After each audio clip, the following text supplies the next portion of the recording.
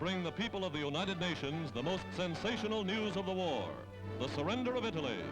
In New York, Americans of Italian descent are first to celebrate. Their sons, their brothers, help bring peace to the country of their birth. Vino for victory.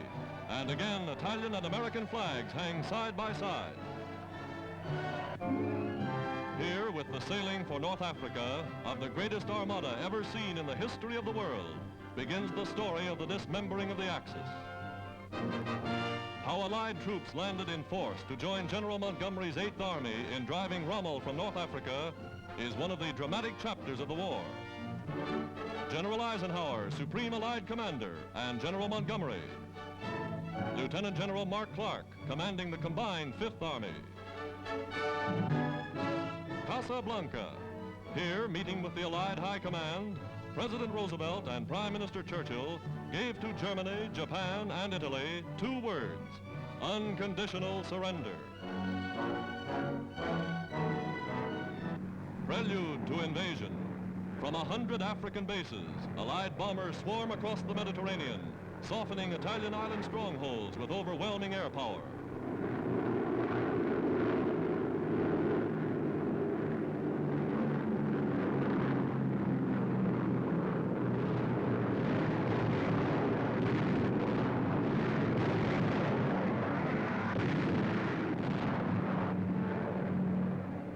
In 18 days, the fortress of Pantelleria falls to the Allies.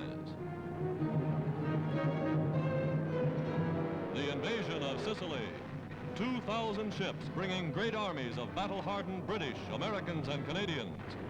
Action off the coast of Sicily, producing one of the most spectacular pictures of the war.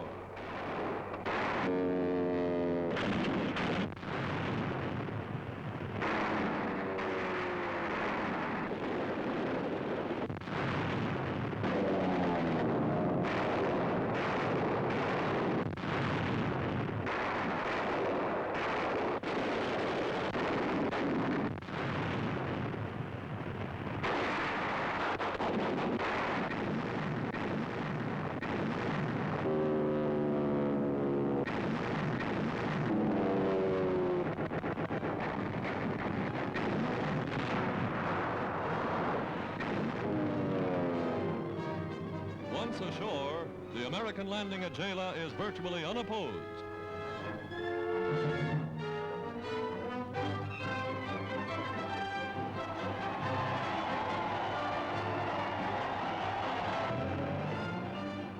In the Sicilian town of Mezzogiusso, the arrival of an American jeep brings to the scene a human touch.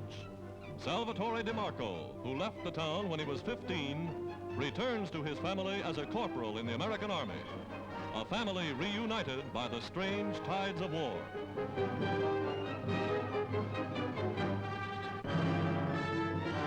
Nazis, stranded in Italy by the amazing Allied stroke, are speedily rounded up and shipped out of the country. Troops numbering more than 13 full divisions surrendering to United Nations forces. The occupation of Messina, within sight of the Italian mainland, foreshadows Italy's unconditional surrender. Troops of General Patton's 7th and General Montgomery's 8th armies join in preparation for attack on the mainland itself. Above Messina's municipal building, the Stars and Stripes proclaim the Allied occupation. Allied soldiers and civilians meet on new and friendly terms. The harbor, choked with ships bombed and shelled from air and sea, was untenable for the Germans. Forced to leave from the beaches, the Nazis fled across the Straits of Messina.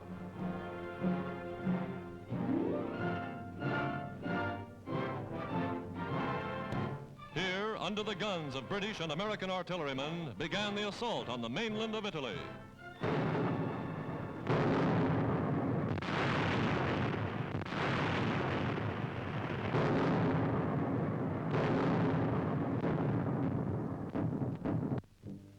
The fall of Benito Mussolini echoed louder than the Allied guns. Benito, for 21 years a fascist Caesar. Now this from his own countrymen.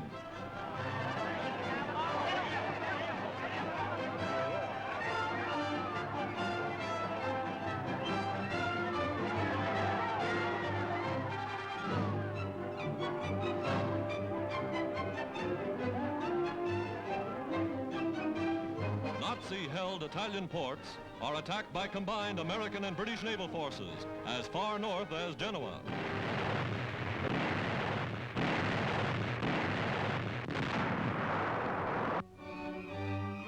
General Eisenhower boards a British man-of-war, planning his strategy with Admiral Sir Andrew Brown Cunningham, veteran Commander-in-Chief of Allied naval forces in the Mediterranean.